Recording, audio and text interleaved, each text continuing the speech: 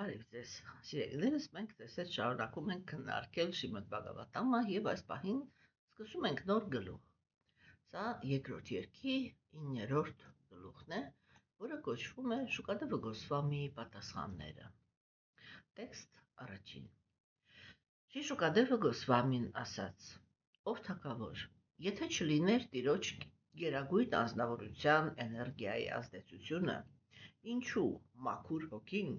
որն ունի մաքուր գիտակցություն, իրեն կկապեր նյութական մարմնի հետ։ Այս կապը նման է երազի, որտեղ քնածը տեսնում է, թե ինչպես է գործում իր մարմինը։ Պատրանքի ազդեցության տակ գտնվող կենդանի էակը հայտնվում է Տիրոջ արտաքին էներգիայի տրամադրած բազմաթիվ կերպարանքներով։ Մարմնի ներսում բանտարկված կենդանի էակը, վայելելով նյութական բնության գունաները, մոլորության մեջ է գտնվում եւ մտածում եսի եւ իմի կատեգորիաներով։ Հենց որ կենդանի էակը վերադառնում է իր սկզբնական վեհությամբ լի դիրքին եւ սկսում վայելել տրանսցենդենտալ իրականությունը, որը դուրս է ժամանակի եւ նյութական էներգիայի ազդեցությունից, նա հրաժարվում է կյանքի երկու տեսակի կեղծ պատկերացումներից՝ եսից եւ իմից, եւ այդպիսով ամբողջությամբ դրսևորում է իր էությունը որպես մաքուր հոգի։ Եվ ինչպես տեսնում ենք, Շուկադեվը Գոսվամին ինքը շատ կարևոր թեմաներից խոսեց, այսինքն սա մի եզակի, հասկանում եք, սա բացարձակապես ակնհայտ է, որ սա մի եզակի գաղափարախոսություն է, կրոնական, որտեղ ոչ միայն խոսացվում է նրա մասին, որ կենդանի էակը ինքը ունեցել է ինչ-որ մի այլ բնություն, բնակվել է ինչ-որ մի այլ վայրում, եւ դրանից հետո ասենք ինչ-ինչ պատճառներով տարբեր կրոններ, տարբեր պատճառներ են բերում, որ այդ ինչ-ինչ պատճառներով հայտնվել է նյութական աշխարհում, չէ՞։ Եվ նյութական աշխարհի արարումը եւ կենդանի էակի այդ աշխարհում հայտնվելու process-ները ընդհանրապես, սա հասկանում եք, даже խոսալը ավելորդ է, էլի, սա ընդհանրապես ոչ մի ուրիշ կրոնական գաղափարախոսություն չի քննարկում։ Հիմա մենք կտեսնենք, որ արիացիները միակն են, ով այդպիսի համարձակություն ունեն մտնել այդ դաշտ եւ խոսել այդտեղ։ Մենք ուշի-ուշ ուշադրություն ենք դարձնելու, որպեսզի կարողանանք հասկանանք, թե այն ինչին, որ այն գաղափարները, որոնք որ առաջ են քաշում արիացիները, իրանք ընդհանրապես ինչ փիլիսոփայական հիմք ունեն իրանց տակը եւ ինչքանով են որպես մինիմում գտնվում տրամաբանության տիրույթում, այսինքն ինչքանով է իրանց արգումենտները կամ իրանց ասածը, իրանց պատմածը ընդհանրապես հնարավոր։ Իրականում այս տեքստերը, որը մենք այսօր կարդացինք, սա փիլիսոփայության տեսանկյունից եւ հոգեբանության տեսանկյունից ամենաբարդ տեքստերն են եւ ամենաբարդ խոսակցությունները։ Այո, մեզ այսօր շատ լուրջ խոսակցություն է սպասվում, բայց նաև ես կարող եմ նշել, որ մենք արդեն ինչ-որ մի մակարդակի այս թեմաները քննարկել ենք։ Բհագավատամը, ինքը Շուկադեվը Գոսվամին, այս թեման հիմա մի քանի տեքստով կասի եւ հետո երրորդ գլխում շատ ավելի կմանրամասնի։ Կարծում եմ, որ մենք հենց հիմա, հենց այստեղ որոշակի քննարկում կկատարենք եւ եթե ինչ-որ մանրուքներ կմնան, որոնք կարելի կլինի ուրեմն քննարկել երրորդ երկում, որտեղ մենք ուր երրորդ երկը ուր, հա, կարելի կլինի դա այդտեղ քննարկել, ապա այնտեղ եւս մեկ անգամ կքննարկենք եւ փիլիսոփայությունը ինքը արիացիների փիլիսոփայությունը ինքը այնքան բարդ է, որ ասենք ինչ որ մի փոքր բան այնպիսի իրականություն, որ ասենք փիլիսոփայությունը մի երկու անգամ քննարկվի, դա երբեք ավելնորդ չի լինում, որտեղ առաջին հերթին մեր հասարակության համար սա շատ անսովոր գաղափարներ են, երկրորդ հերթին, երբ որ փիլիսոփայությունը ինքը բարդ է, միշտ կարող ենք վստահ լինել, որ ինչ որ մի բանը այնքան էլ ճշգրիտ չենք հասկացել, որովհետև եթե մենք Բhagavad-ամի տեքստերը հասկանանք այնպես ինչպես հարկն է, այսինքն այնպես ինչպես դա հասկանում էր Պարիկշիտը, չէ՞, մի անգամվա լսելը մեզ պետք է բերի այն արդյունքին, որը ուներ Պարիկշիտը։ Իսկ Պարիկշիտը ինքը վերջում կհաստատվի ինքնաիրականացման մեջ։ Ուրեմն, սիրելիներս, անցնենք մեր տեքստին, տեսանք, որ տեքստերը, ինչպես ես արդեն ասեցի, բավականին բարդ կառուցվածք ունեն։ Ուրեմն, ամենաառաջի գաղափարը, որը այստեղ հնչեց, դա նա է, որ գոյություն ունի գերագույն Աստծո ազնվորության էներգիաների ազդեցություն կենդանի էակի վրա։ Տեքստերից մենք տեսանք, որ արիացիները իրենք պնդում են, որ գերագույն Աստծո ազնվորությունը ինքը ուրեմն ունի տարբեր տեսակի էներգիաներ, մենք հենց շաբաթ օրը քննարկում էինք արտաքին եւ ներքին էներգիաների ուրեմն հետ կապված խնդիրները, հա, այո, ուրեմն իրենք պնդում են, որ նյութական աշխարհում կենդանիակների վրա ազդում է արտաքին էներգիան։ Եվ երբ որ ազդում է արտաքին էներգիան, ինքը հնարավորություն չի տալիս, որպեսզի կենդանիակը ինքը ընկալի էությունը։ Այսինքն 0 կետ, հա, ես արդեն միլիոն անգամ այդ 0 կետը կրկնել եմ։ Կենդանիակը ինքը օգտվեց իր վերաբերվելու ազատությունից եւ չհամաձայնվեց այն դիրքի հետ, որը իրեն առաջարկվել էր, ուրեմն նյութական աշխարհում, հոգևոր աշխարհում կներեք։ Եվ գերագույն Աստծո ազնվորությունը տալով կենդանիակներին ընտրության ազատություն աջակցում է իրենց, երբ իրենք ընտրում են չապրել նրա հետ։ Այսինքն, երբ իրենք ասում են, որ մենք քո կարծիքի հետ համաձայն չենք եւ կուզենայինք մեր համար, մեր սեփական ուժերի հիմքի վրա ստեղծել մեր իրականությունը։ Թե ինչ է դրանից ստացվում, դա նյութական մեր մոլորակի վրա դա մարդկային կյանքը շատ լավ արտացոլում է, թե դրանից ինչ է ստացվում։ Մենք պարզ տեսնում ենք, որ աշխարհը ինքը լցված է անարդարությամբ, դաժանություններով, չգիտեմ, կեղտոտություններով, խորամանկությամբ, գողությամբ եւ այլն եւ այլն եւ այլն։ Եվ մի անձնավորությունը, մի ազգը, մի պետությունը ինքը կարող է իրեն անասելի այլանդակ քայլեր թույլ տալ մի ուրիշ անձնավորության, ազգի, պետության, նույնիսկ քաղաքակրթության հանդեպ։ Հա, մենք հասկանում ենք, որ իրականում հենց որ կենդանիակը ինքը ընդունում է այդ էգոիզմի ներքին պլատֆորման, աշխարհը, պատկերավոր ասած, հանգիստ կարելի ասել, որ վերածվում է դժոխքի։ Նյութական աշխարհը ինքը մի թեթև այլ կառուցվածք է ունենում, միայն այն դեպքում, երբ որ կենդանիակները իրենք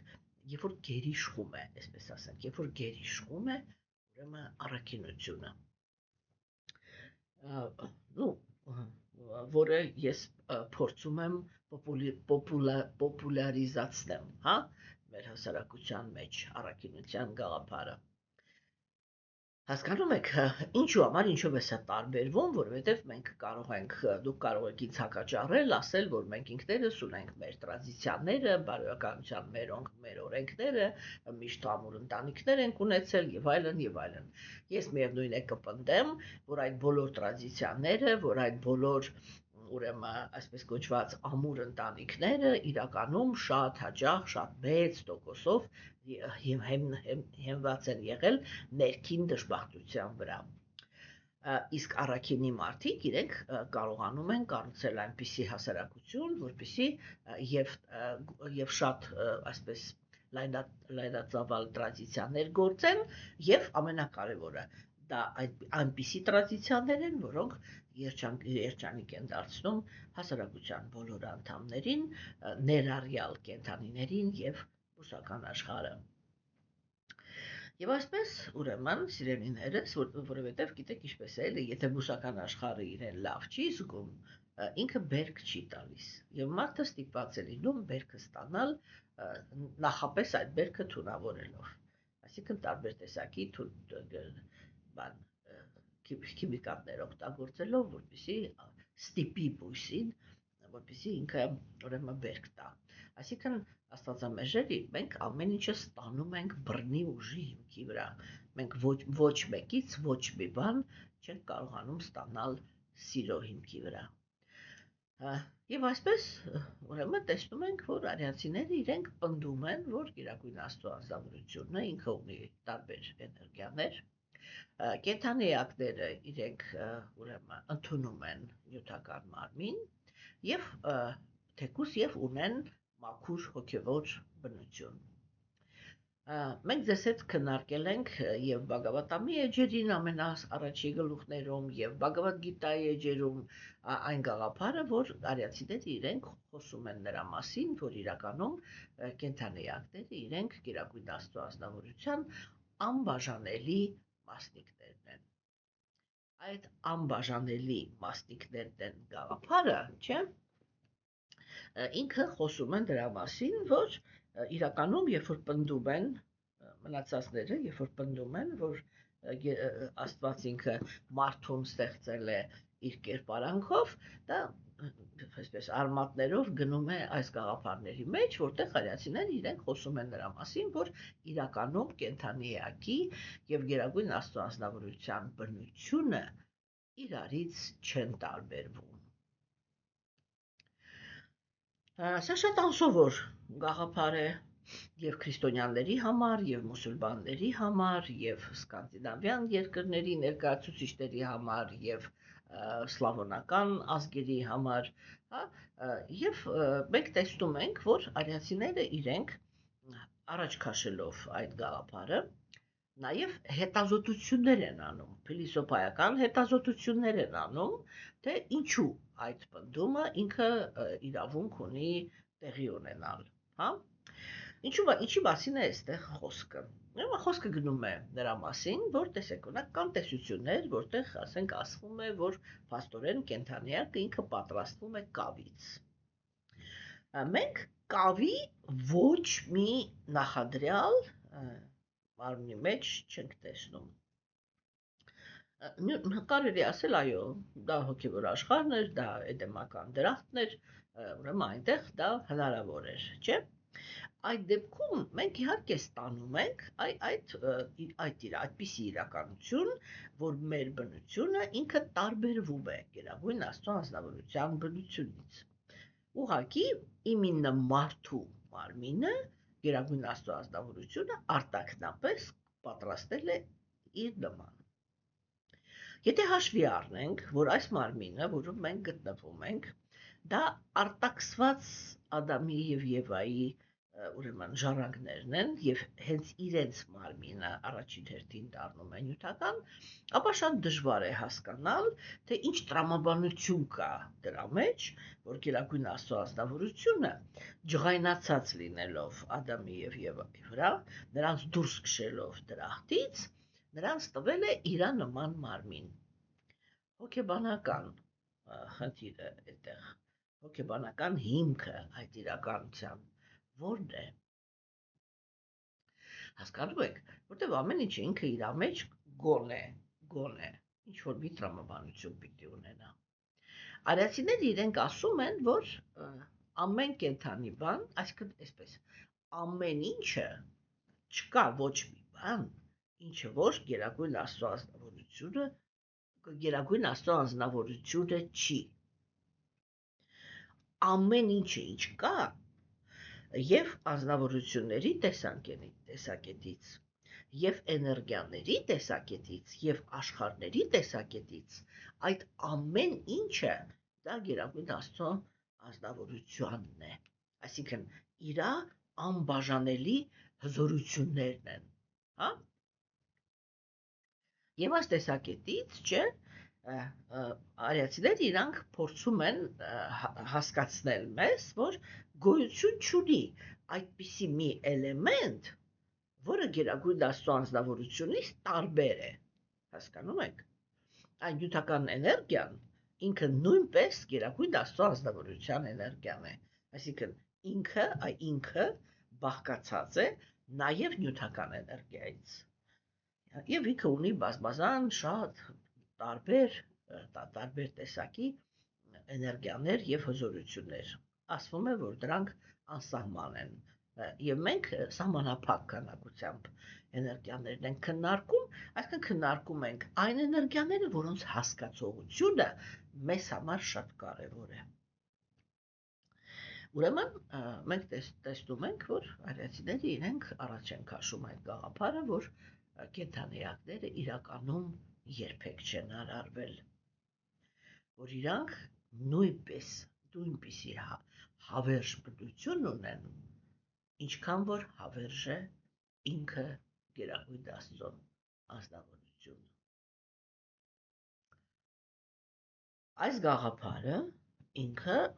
շատ խիստ տարբերվում է մնացած բոլոր գաղափարներից, որը կա այս աշխարհում, չէ՞։ Եվ մենք ձեզ հետ Բhagavad Gita-ի էջերում մի փոքր քննարկել ենք, թե ինչի հիմքի վրա էին արիացիները իրենք այդպիսի գաղափար առաջ քաշում։ Որն էր այդ հիմքը։ Այդ հիմքը ինքը կայանում էր նրանում, որ երբ որ մենք ուշադիր նայում ենք, հա, մենք տեսնում ենք, որ կենդանի էակը իր հոգեբանության մեջ ընդ որում ցանկացած կենդանի էակ, ուզում է դա լինի բույս, ուզում է դա լինի կենդանի, ուզում է դա լինի մարդ, կիսաստված, դեմոն, ով ուզում է լինի, բոլոր կենդանի էակները իրենք արտահայտում են 3 ձգտում։ Մենք սրա մասին խոսել ենք։ Բոլոր կենդանի էակները իրենք միշտ ուզում են գոյատևել, այսինքն միշտ ուզում են լինել, հա։ Բոլոր կենդանի էակները իրենք միշտ ուզում են կարողանալ ճիշտ ընկալել արտաքին աշխարհը, այսինքն իրանք այդ ընկալելու հնարավորություն ունեն եւ միշտ ձգտում են այդ ընկալելու հնարավորության մեջ լինեն կատարյալ, հա։ Բոլոր կենդանի էակները իրենք ուզում են վայելեն իրենց գոյությունը։ Մենք ձեզ հետ ասենք այսպես որ մի անգամից նայենք, տեսնենք, թե ինչն է միավորում ամեն կենդանի բան, մենք կտեսնենք, որ վերջնականում մնում է այս 3 գործոնը։ Հիմա, չէ՞, տեսեք, այս 3 գործոնը, երբ որ մենք խոսում ենք դրա մասին, որ այս 3 գործոնն է, որ պահպանում են նյութական աշխարհը, չէ՞, ապա մենք այստեղ կարողանում ենք նկատել, որ նյութական աշխարհը ինքը կենդանի էակին տրամադրում է 3 ուղղակի հակառակ ուրեմն իրականությունները։ Ինքը կենդանի էակին տալիս է ժամանակավոր մահկանացու մարմին, բոլոր մարմինները ունեն արտաքին աշխարհի իրականությունը ընկալելու սահմանափակումներ, մենք նույնպես, եւ ասենք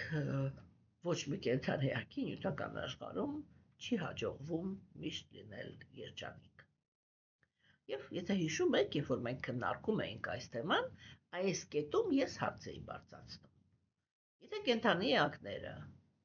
նյութական աշխարհում չունեն ոչ հավերժության, ոչ կատարյալ ընկալման եւ ոչ էլ երանության փորձ, այդ գաղափարները իրանց մեջ որտեղից այդ ձգտումները, ոչ թե գաղափարները կարող են լինել, բայց դա բնական ձգտումն է կենդանի էակի, չէ՞։ Այդ դա որտեղից իրա մեջ։ Մենք տեսնում ենք, որ ստացվում է, որ ամեն կենդանի բան այն բնութագրերը, որը ինքը արտահայտում է, այդ բնութագրերը իրանք գտնվում են խիստ կոնֆլիկտի մեջ նյութական աշխարհի իրականության հետ, չէ՞։ Եվ տեսեք, այստեղ երբ որ կա կոնֆլիկտ, դա նշանակում է, որ կա երկու կողմ։ Որն է այդ կողմը։ Այստեղ կա նյութը, իսկ այստեղ կա նյութի հակառակը։ Այն ինչ որ մենք կոչում ենք հոգևորը։ Եվ այս տրամաբանությամբ, եթե մի քիչ խորը մտածեք այս արգումենտների շուրջ, չէ, դուք կհամոզվեք, որ այո, իրոք, կենդանիակը չի կարող չլինել հոգևոր մասնիկ, չէ։ Եվ հիմա տեսեք, Շուկադեվը Գոսվամին, ինչպես որ ինքը տեքստը արտաբերեց, մենք ստացանք մի պատկեր, որ կենդանիակը ինքը հայտնվում է նյութական մարմնի մեջ, հա։ Սրանք իրականում շատ կարևոր թեմաներ են հոգևոր զարգացմանը ձգտող մարդու համար, որովհետև մարդը պետք է շատ ստույգ հասկանա, թե ինչն է, որ իրան դուրս է բերելու նյութական աշխարհից։ Հասկանում եք, որն է այդ գործոնը, չէ՞։ Եվ ասենք կենդանիակները, իրենք այստեղ ասվեց նրա մասին, որ գերագույն Աստծո անձնավորության էներգիայի ազդեցության տակ, չէ՞։ Եվ տեսեք, միանգամից տպավորություն է ստեղծվում, որ գերագույն Աստծո անձնավորությունը ինչ որ մի ոնց ասես կամայական, հա, գցում է մաքուր հոգում, որը, ինչպես ասեց Շուկադեվը Գոսվամին, ունի մաքուր գիտակցություն, հա, ինքը հանկարծ ընկնում է գերագույն Աստծո անձնավորության էներգիայի ազդեցության տակ եւ ուրեմն կապում է իրան նյութական մարմնի հետ։ Այսա ինչ էր տարապես, հա, Աստծո բռնությունն էր, ինչի մասին է այստեղ խոսում, չէ՞։ Գերագույն տարապես Շուկադեվը Գոսվամին։ Տեսեք, հաջորդ տեքստում ինքը ավելի բարդացրեց խոսակցությունը։ Ինքը ասեց, պատրանքի ազդեցության տակ գտնվող կենդանիակները հայտնվում են Տիրոջ արտաքին էներգիային տրամադրած բազմաթիվ կերպարանքներով, չէ՞։ Եվ մարմնի ներսում բանտարկված լինելով, վայելելով նյութական բնության գունաները, մոլորության մեջ են գտնվում եւ մտնում են այդ ես եւ իմը։ Տեսեք, այդ վերջի կետը, որ կենդանի էակը ինքը, գերագույն Աստծո անձնավորությունը ինչ որ էներգիայով գործեց կենդանի էակների վրա, մաքուր հոգին, որը ունի մաքուր գիտակցություն, կապեց իրան նյութական մարմնի հետ, դա արդեն նշանակում է, որ իր գիտակցությունը եւ հենց ինքը աղտոտվեցին, հա, դրա համար է շեշտվում, էլի, եւ ուրեմն ընկան այդ գոյավիճակների ազդեցության տակ, եւ երբ որ ընկան գոյավիճակների ազդեցության տակ, սկսեցին ղեկավարվել ես եւ իմը գաղափարներով։ Հա, հիմա տեսեք, որպեսզի մենք ճիշտ հասկանանք, թե ինչի մասին է այստեղ ընդհանրապես խոսքը, պետք է այսպես հակառակը գնանք, էլի։ Հիմա մենք ունենք այդպիսի իրականություն վերջնականում, որ եկեք մարդու մասին խոսանք, բայց իրականում, որ ես ամեն անգամ չասեմ կենդանի էակները, հա, որովհետև իրականում այս օրինաչափությունները իրենք ազդում են, այս մեխանիզմները իրենք ազդում են բացարձակապես բոլոր կենդանի էակների հանդեպ։ Հասկանում եք։ Եվ երբ որ մարդը ինքը առաջ է քաշում այդպիսի գաղափար, որ կենդանիները հոգի չունեն, հա, ես այստեղ Կիանու Ռիվսի հետ եմ համաձայնել, ինքը այդպիսի մի հատ շապիկ ունի, չէ՞ որ այստեղ բան խոշոր կադրով նկարված է շունը, այստեղ գրված է, դու դեռ մտածում ես, որ ինքը հոգի չունի, ուրեմն դու բավականին երկար չնայեցիր նրա աչքերի մեջ։ Հասկանում եք, չէ՞։ Եվ ասենք, մենք պետք է հասկանանք, որ այդ երեք որակների տեսանկյունից չի ուզում մահանալ, ուզում է ընկալել եւ ուզում է միշտ լինել երջանիկ, այդ երեք կետերը Սաչիտանանդան բնորոշ են բոլոր կենդանիակներին, նույնիսկ բույսերին։ Հազարավոր փորձեր են արվել, չէ՞, որ բույսերը իրենք հասկանում են, որ ասենք իրենց բանալը կարտակ ասենք ես չգիտեմ հիմա կիրառվում է թե չէ, բայց մեր ժամանակներում, երբ որ մենք փոքր էինք, օրինակ ասենք հենց մեր բակում շենքի հետևում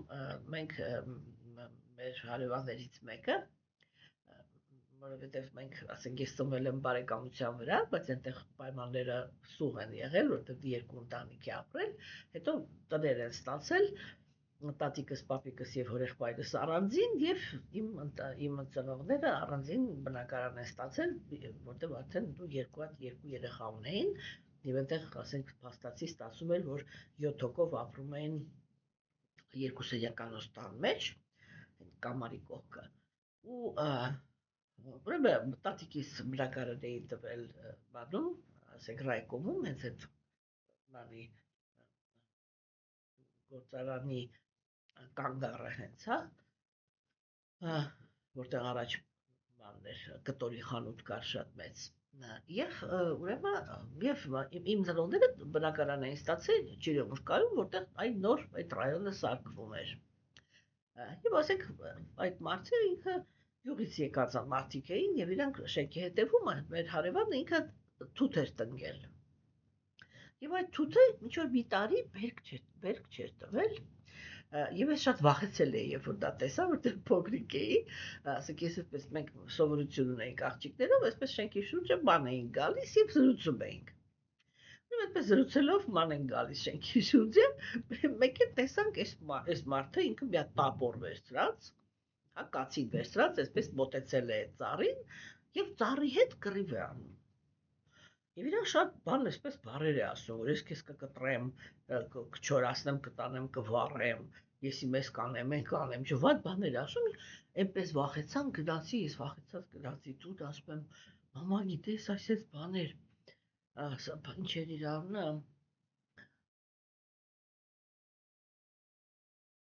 չեմ հիշում, Ստարով էր, Սպարտակ չէր, ինչ որ ուրիշ անուն էր այդպես, հա, ուրեմն այդ ասի այդտեղ կանգնած ծառի հետ կռիվ էր անում, մայրիկս ծիծաղաց ասես ոչինչ, ասես ուշադրություն մի դարձրու, այդ ինքը ծառին վախեցնում է, որ մյուս տարի լավ բերք տա։ Եվ իրոք, մյուս տարի այդ ծառը այնպիսի քանակությամբ թութ տվեց, ամբողջ շենքը ընկել էր այդ թութի ձեռքը կրակը, ամեն ինչը թափում էր այդպես գետիներին, բան մենք ման էինք գալիս երեխաներով այդ ամբողջ այդ կեղտը տանում ենք բակի առաջը եւ այլն եւ այլն։ Այս ուզում եմ ասեմ, որ կենդանի բույսերը իրանք նույնպես նույն ռեակցիաները տալիս են ուղղակի խոսալու ու ես մի անգամ արդեն խոսացել եմ դրա մասին, որ մենք պետք է հասկանանք, որ բուսականությունը դա հիմնականում այն կենդանիակներն են, որոնք իրենք երբ որ մարդ են եղել, չարաշահել են եւ միայն ծառայություն են ընդունել եւ իրանք ծնվում են բուսական աշխարհում, որպեսզի միայն ծառայեն, հա, չունեն ձեռք, ոտք չեն կարող պաշտպանվել եւ իրանց հետ ով ինչ ուզում է, դա էլ անում է։ Որովհետեւ մարդկային մարնում էլ իրանք են այդպես արել։ Հա, հիմա սիրելիներս, չէ՞։ Ուրեմն տեսեք, այստեղ, երբ որ մենք հիմա հակառակը պիտի գնանք, չէ՞, ասվեց, նյութական աշխարհում կենդանիակները ղեկավարվում են ես եւ իմը։ Այսինքն իրենց հոգեբանությունը կայանում է դրանում, որ իրենք կարևորում են այն ամենը, ինչ որ վերաբերվում է իրանց, հա, եւ ունեն հատուկ բան, հատուկ կապվածություն ունենալ սեփական տարածք։ Այսինքն այդ իմը, հա, իմ իրերը, իմ տունը,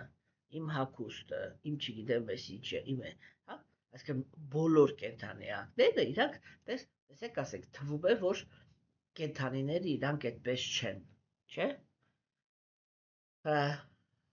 Բայց թե դա էլ այդպես չի, որովհետև եթե մենք ուշադիր ենք նայում, մենք տեսնում ենք, որ բոլոր կենդանիները իրենք, եթե նույնիսկ միգրացիա են անում, իրանք մշտական գնում են նույն տեղերով։ Դա այդ, սա հիմա մեր տեղը կերակուր բանանելու, հայթայթելու էստեղ է, հետո մեր տեղը այստեղ է, հետո մեր տեղը այնտեղ է, հետո այնտեղ, հետո այնտեղ։ Միևնույն է, այդ իմը գաղափարը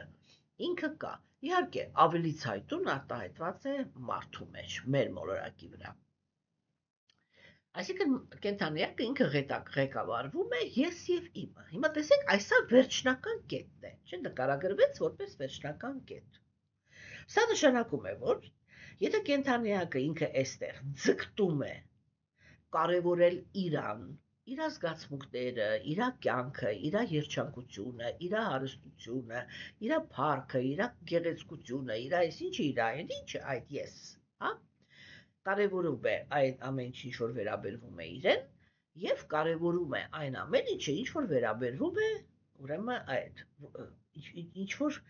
կարող է լինել իրանը, չէ՞։ Դա ինչ է նշանակում։ Եթե ինքը դրա համար է եկել նյութական աշխարհ, չէ՞, դա այսպես ինքնըստինքյան նշանակում է, որ հոգևոր աշխարհում ինքը հոգևոր աշխարհը կառուցված է ոչ եսի եւ իմի վրա։ Այսինքն, որ հոգևոր աշխարհը ինքը որպես հիմք այնտեղ ապրում են այն կենթանի էակները, որոնք իրենք այդքան մեծ նշանակություն չեն տալիս, իրանց կենտրոնացումը դրա վրա չի, որ ինքը ապահովի իր երջանկությունը։ Սա շատ կարևոր հոգեբանական կետ է, գիտեք, եւ որ ազնվորությունը ինքը այնպիսի հոգեբանություն ունի, որ իր երջանկությունը կապում է ուրիշի հետ, հա, որ այ ուրիշը պիտի մտածի նրա մասին, թե ես ինչպես պիտի երջանիկ լինեմ, իսկ ես իմ հերթին պիտի մտածեմ նրա մասին, թե ինքը ինչպես պիտի երջանիկ լինի։ Սա ամենագլխավոր բանալին է, ամենագլխավոր գաղափարն է, որը արիացիները առաջ են քաշում, հա, երջանիկ հարաբերություններ ստեղծելու համար։ Իրենք ասում են, քանի դեռ դու հարաբերությունների մեջ կենտրոնացած ես միայն քո վրա, թե ինչը քեզ դուր եկավ, ինչը դու ինչպես ես ուզում լինի, ինչը համապատասխանում է քո պատկերացումներին, ինչը չի համապատասխանում քո պատկերացումներին, չէ՞, այսինքն դու մշտական կենտրոնացած ես քո եսի վրա, դու այն կենթանի էակը չես, որը կարող է կառուցի երջանիկ հարաբերություններ։ Վերջ։ Եվ երբ որ մենք խոսում ենք իրական առաքինի անձնավորությունների մասին, իրական առաքինի անձնավորությունները իրենք կարողանում են այդ խնդիրը լուծել, այդ խնդիրը ապահովել։ Հասկանում եք, սիրելի դերս։ Հա? Հիմա տեսեք, այսինքն սա կոպիտ ասած արիացիների հոգեբանության տեսանկյունից գաղտնիքներից գաղտնիքն է, ամենագագաթնակետ գաղափարը այս է, որ քանի դեռ կենթանի էակը ինքը ունի էգոիզմի պլատֆորմա, ինքը երջանկության համար նախատեսված կենթանի էակ չի, հա? Եվ տեսեք, ասենք, մենք մեր ժամանակներում, երբ որ նույնիսկ առաքինության գոյավիճակը ինքը չկա պրակտիկորեն ոչ միտեղ, հա, հատուկ է անձնավորություններ, մատերի վրա կարելի է հաշվել ամբողջ, եթե կարծում եք, ուզում եի ասեի Հայաստանում, սխալվում եք, ամբողջ մոլորակի վրա հատուկ են մատերի վրա կարելի է հաշվել իրական առաքինի մարդիկ, այն առաքինի, ինչ որ առաքինության տակ նկատի ունեին արիացիները, այլ ոչ թե մենք, մեր պատկերացումները առաքինության մասին ուղղակի ծիծաղ կառաջացնեին արիացու մոտ։ Հիմա տեսեք, սիրելի դերս, չէ՞, ուրեմն տեսեք, երբ որ անձնավորությունը ինքը կենտրոնացած է միայն իր եսի վրա եւ շահագրգռված է միայն իր սեփականության մեջ, ընդ որում շատ հաճախ ինքը այդ նույնիսկ կենթանեակների հանդեպ դրսևորում է սեփականատիրական զգացմունքներ, չէ՞, որ դու ես իմը, եւ դա արտահայտվում է որպես խանդ, ընդ որում խանդը կարող է արտահայտվել բացարձակապես բոլոր հարաբերությունների մեջ։ Հա? Կենթանի էակը ինքը կարող է խանդել, չգիտեմ, խանութի վաճառողին, եթե հանկարծ նկատի, որ խանութի վաճառողը միայն իր հետ չի, որ այսպես բան է խոսում, էլի, բարեհամբույր է խոսում, այսպես թեթևակի խանդ կարող է մեջը, այսպես մի հատ ալիքավորվի ու անցնի, հա, կենթանի ակը կարող է խանդ դրսևորել գործնական հարաբերությունների մեջ, ընկերական հարաբերությունների մեջ, բարեկամական, սիրային, այնպես չէ, որ խանդը ինքը արտահայտվում է միայն բանի մեջ, միայն ընտանեկան կամ հակառակ սեռերի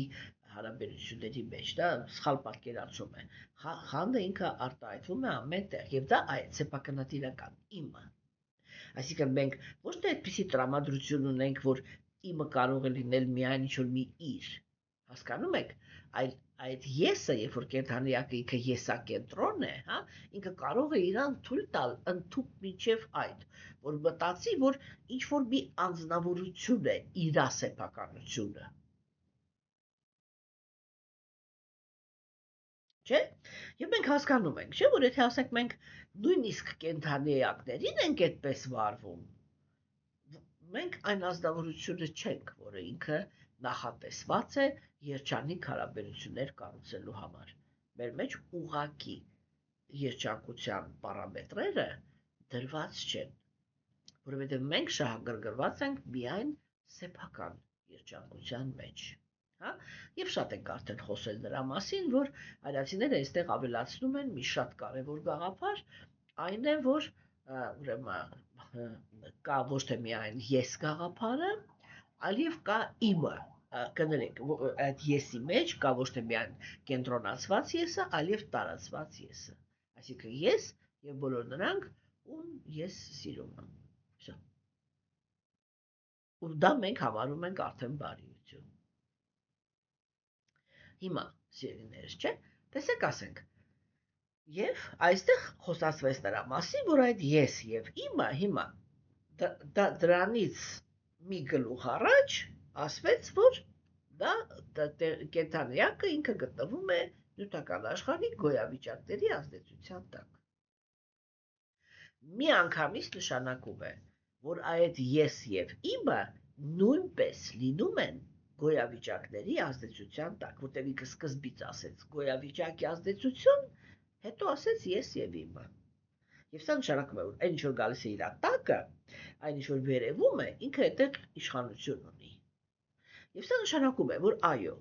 կա ես, որը գտնվում է տգիտության ազդեցության տակ։ Կա ես, որը ինքը գտնվում է կրքերի ազդեցության տակ։ Կա ես, որը ինքը գտնվում է առաքինության ազդեցության տակ։ Հա? Երբ որ կենթանի էակի եսը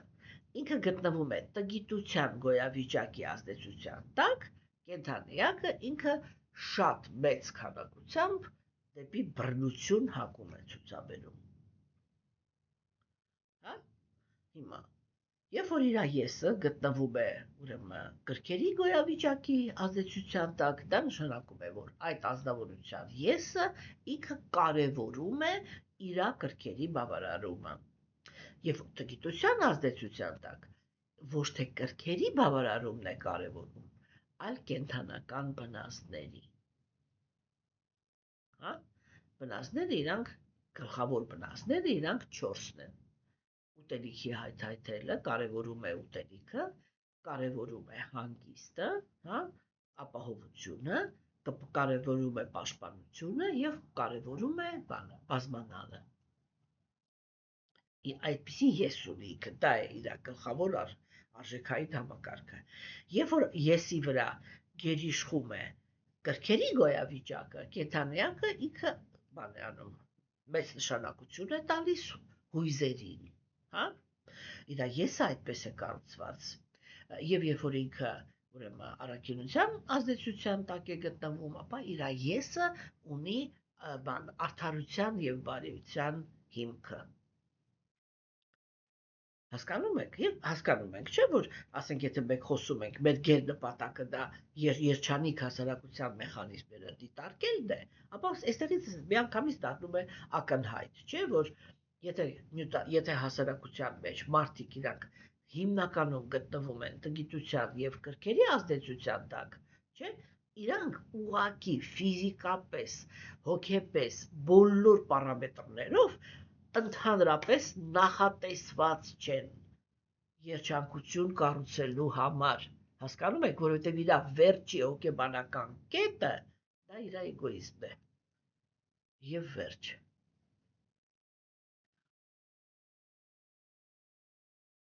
Հասկանում եք, եւ մենք համարում ենք ազնվորությանը շատ քաղաքակիրթ, չէ՞, եթե ինքը իր ցանկությունների իրականացնելուց նրան այսպես աջզակ չի սպանում։ Կարող է դժբախտացնի, դա ուրիշ հարց է, բայց չի սպանում։ Հա,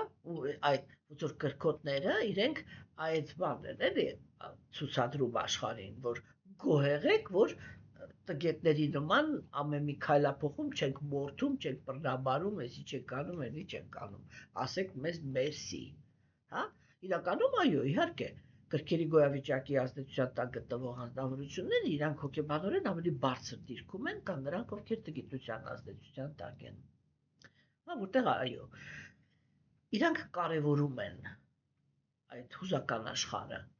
իսկ տգիտության գոյավիճակի մեջ գտնվող ազնվորությունները ոչ։ Իրանց համար հարաբերությունները կարևոր չեն։ Իրանց համար կարևոր է, որ իրենց ենթարկվեն եւ վերջ։ Թե այդտեղից ենթարկվողը ինչ է զգում, սիրում է, չի սիրում, լավ է, վատ է, ինչ է, իրանց հետաքրքիր չի։ Հասկանում եք, սիրելիներս, չէ՞։ Եվ ուրեմն, այ եկավ, որ այդ եսը իմը, այդ եսի իմի վրա նստած է երեք գոյավիճակները, որը տալիս է երեք տեսակի կեղծ ես, հա, եւ դրանից վերև ինքը գտնվում է Գերագույն Աստծո ազնվորության արտաքին էներգիան։ Հա, այսինքն այդ նյութական աշխարհը, այս աշխարհը ինքը արտաքին էներգիա են կոչում արիացիները։ Մենք արդեն ձեզ հետ քննարկել ենք, չէ, որ այդ էներգիան ինքը կոչվում է արտաքին, որովհետև ինքը թաքցնում է էությունը։ Հասկանում եք, եւ թաքցնում է էությունը, ո՞րն է էությունը։ Էությունը ինքը կայանում է նրանում, որ մենք հավերժ կենդանի էակներ ենք, ունենք մեր հավերժ մարմինը, որը չենք ուզեցել, հերքել ենք, հա, հավերժ հարաբերություններ ունենք Գերագույն Աստծո անձնավորության եւ հոգեվոր աշխարհում ապրող կենդանի էակների հետ, հասկանում եք, չէ՞։ Եվ ասենք, բան, դուք ասեք, և այդ է, որ արտաքին էներգիան ինքը թաքցնում է կենդանի էակի և Գերագույն Աստծո անձնավորության միջև եղած կապը։ Ներքին էներգիան, որի վրա հենված է հոգևոր աշխարհը, հա, ինքը ունի ուղղակի հակառակ բնությունը։ Մենք սա իրականում քննարկել ենք, էլի։ Ինքը ունի ուղղակի հակառակ բնությունը, որ կենդանեակները իրենք ընկալում են, հասկանում եք, ընկալում են ճշմարտությունը։ Ո՞րն է ճշմարտությունը։ Որ կենդանեակը ինքը Գերագույն Աստծո ազնվորության անբաժանելի մասնիկն է, հա, որ կենդանեակը ինքը լինելով Գերագույն Աստծո ազնվորության անբաժանելի մասնիկը նախատեսված է հարաբերությունների համար եւ այդ հարաբերությունների մեջ ըստ Գերագույն Աստծո անձնավորության մտահղացումների ինքը նախատեսված է աշխարհը երանությամբ լցնելու համար եւ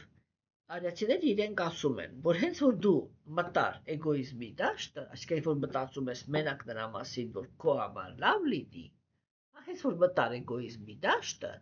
վերջ, դու աշխարհում ոչնչացնում ես երջանկությունը, համընդհանուր երջանկությունը, վերջ։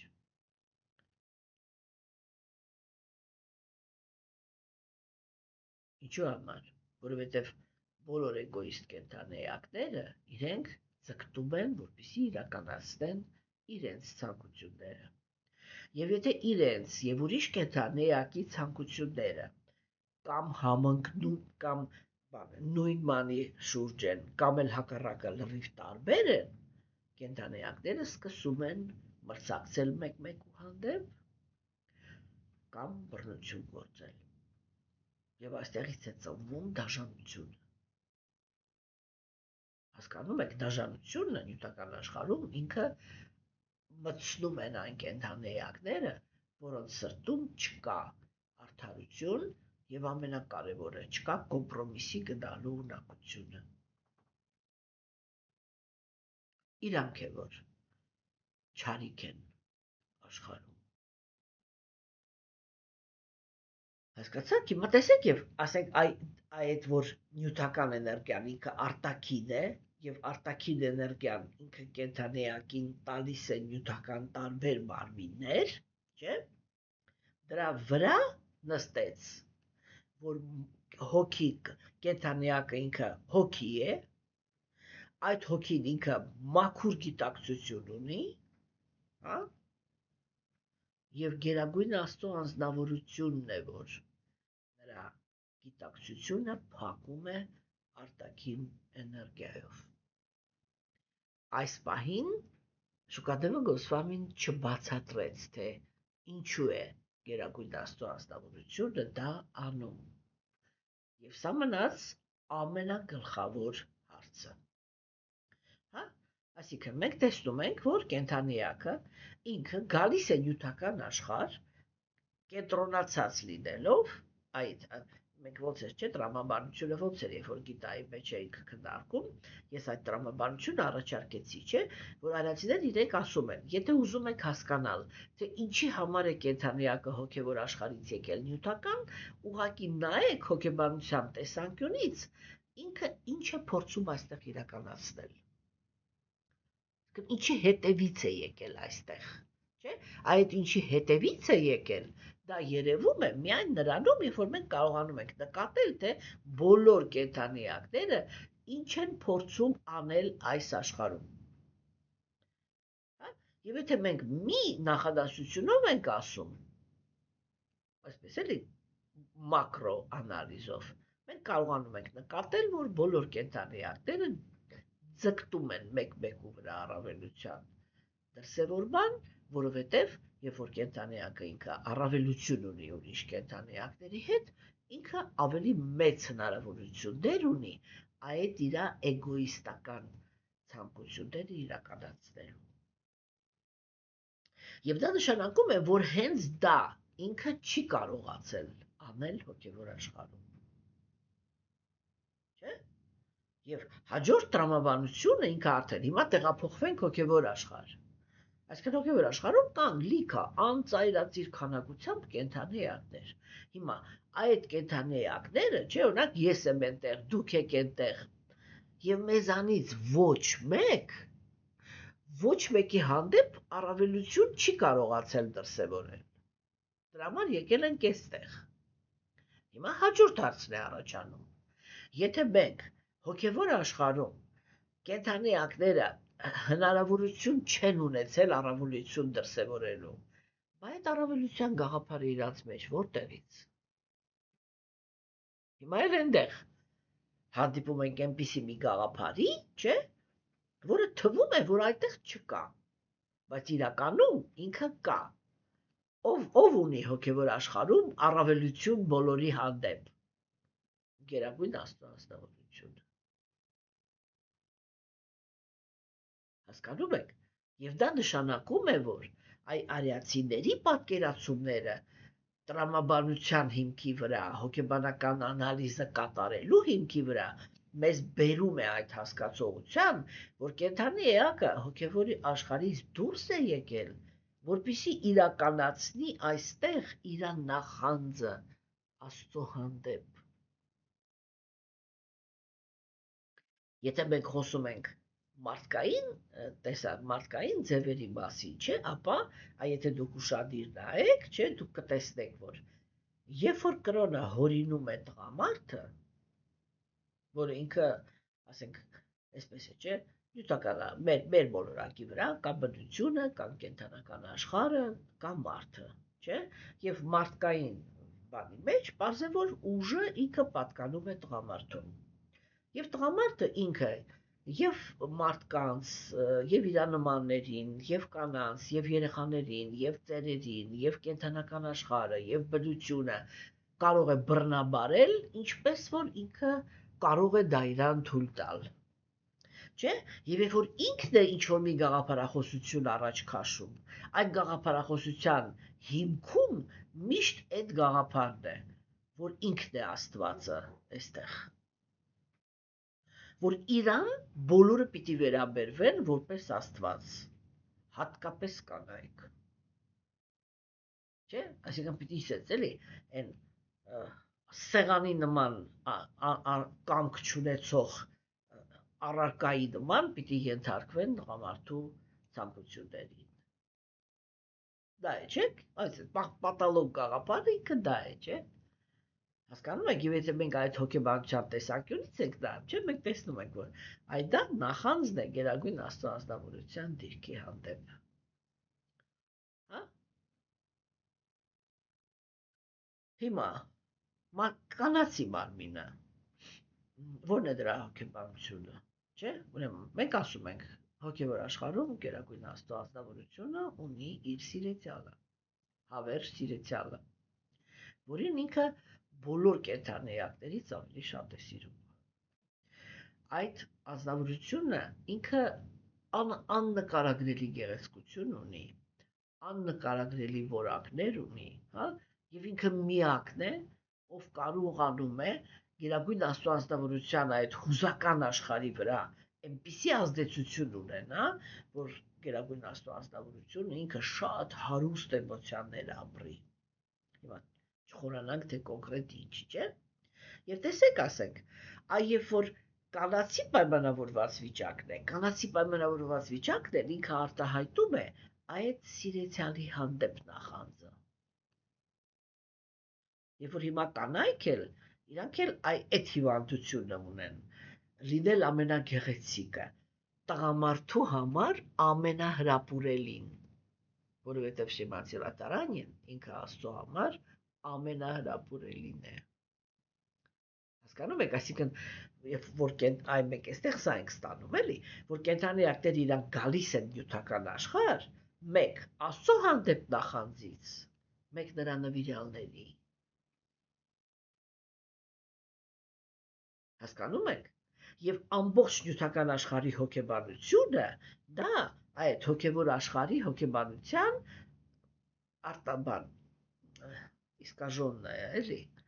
խեղաթյուրված արտացոլանքն է, որտեղ այն ինչ որ հոգևոր աշխարհում ամենաբարձրն է, նյութական աշխարհում դա ամենացածրն է։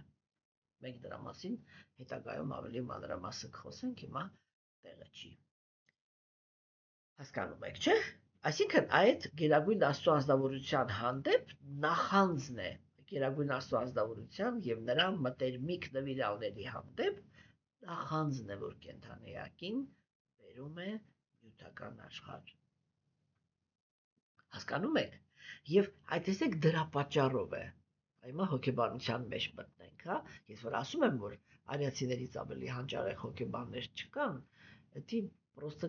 չի քննարկվում, էլի։ Տեսեք, ասենք, եթե մենք վերցնում ենք հոգեբանության տեսանկյունից, չէ, հիմա մենք միանգամից կարողանում ենք հասկանալ ինչու, ինչու է, որ տղամարդիկ չեն սիրում, որ կա Աստված։ Ինչու են տղամարդիկ շատ ավելի սիրում զբաղվել գյանա յոգայով եւ դհյանա յոգայով, այսինքն յոգայով, որը իրենց տալիս է իմաստություն եւ փառք որպես իմաստունների, այսինքն ամենախելացիների, հա, եւ process, որը իրենց տալիս է միստիկական ուժեր։ Հա, այսինքն արտաքին աշխարհը ղեկավարելու հնարավորություն։ Տեսեք, իմինը այդ, որ Աստծո տեղը խոնարհություն չկա, էլի, ինքը այդ Աստծո հանդեպ նախանձն է։ Երբ որ կենդանիակը ինքը Աստծուն նախանձում է, ինքը չի ուզում իր գոյությունը։ Դրա համար չկա Աստված, կա իմպերսոնալ Բրահման, հա, եկեք պատալոգ կա գերհոգի։ Այն էլ ընդունում եմ ինչի համար, որտեղ հենց որ գերհոգուն իրականացրեցի, գերհոգու ուժը անցնում է ինձ։ Ես կարող եմ օգտվել իր ուժից։ ամբողջ խոսակցությունը հոգեբանական սա է։ Հասկանում եք, հիմա այն նույն ձևի ուշադիր լսեք ինչ եմ ասում։ Դա կանայք է, որ թույլ չեն տալի, որպեսզի կրոնական տեսությունը ինքը ունենա այդպիսի գաղափար,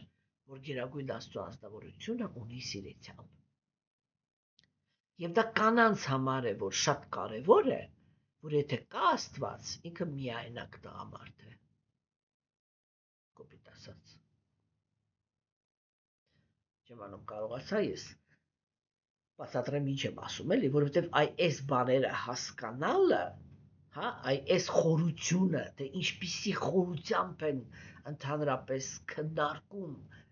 արիացիները իրանք կենդանիակի նյութական գոյությունը, չէ՞, սա ինքը ես միշտ ասում եմ ու ասելու եմ, այս գիտելիքը լավ հասկացողների համար ընդհանրապես կարիք չի լինել պայծառատես։ Որտեղ սա այնպիսի հոգեբանություն է բացատրում մեզ, չէ, որ պայծառատեսության կարիք ուղղակի չկա։ Հա, կարող է պատահի, ասենք, պայծառատեսությունը կարող է այդտեղ պետք գալ ուղղակի իրադարձությունները տեսնելու համար, ինչ է եղել, ինչ կա եւ ինչ է լինելու։ Բայց հոգեբանության տեսանկյունից ընդհանրապես կարիք չկա։ Հուսով եմ, որ այսօր դուք գնահատեցիք, թե մենք ինչքան լուրջ գաղափարներ քննարկեցինք, հատկապես նախանձի հետ կապված։ Եվ ուրեմն այսօր այսքանը Շուկադեվոգոս Վամին դեռ շարունակելու է խոսալ, եւ մենք տարիներ շարունակ քննարկելու ենք իր խոսքերը, այնց որ հավակնություն չունեմ, էլի, որ մի օրվա ընթացքում պիտի ներկայացնեմ այն բոլոր թեմաները, որոնց շուրջ ինքը խոսալու է։ Բայց որ ամեն ինչի սկիզբը դա նախանձն է դեպի Աստված եւ այն կենդանիակները, ում մոտ արտահայտված է այդ նախանձը, ծնվում են տղամարդու մարմնում։ Իսկ այն կենդանիակները, ում մեջ արտահայտված է Գերագույն Աստծո սիրեցյալի հանդեպ նախանձը, իրանք ծնվում են կանացի մարմնում, իմիտացիա անելով, հա, որպեսզի իմիտացիա անեն այդ զույգին, հա, ուրեմն դա Համենայն դեպս արիացիները իրենք այդպես են մտածում, որտեղ երբ որ իրանք ուսումնասիրում են հոգեբանությունը, հատկապես երբ որ ուսումնասիրում են, թե ասենք ինչ հոգեբանության տեր անձնավորությունները իրանք ինչպես են մոտենում այդ բացարձակի գաղափարի շուրջ եւ ինչ են այդտեղ փնտրում, այդտեղ ամբողջապես ակնհայտ է դառնում, թե ով ում եւ ինչի համար է նախանձել։ Եվ այսօր այսքանը, ես հույսով եմ, որ մինչև վաղը դուք լուրջ կմտածեք այս թեմաների շուրջ, որտեղ իրականում այս թեմաների խորը ընկալումը շատ լուրջ հիմք է հանդիսանալու հետագայում հոգևոր կյանքով լուրջ զբաղվելու տեսանկյունից։ Իսկ այսօր այսքանը, ստեսություն ձեզ։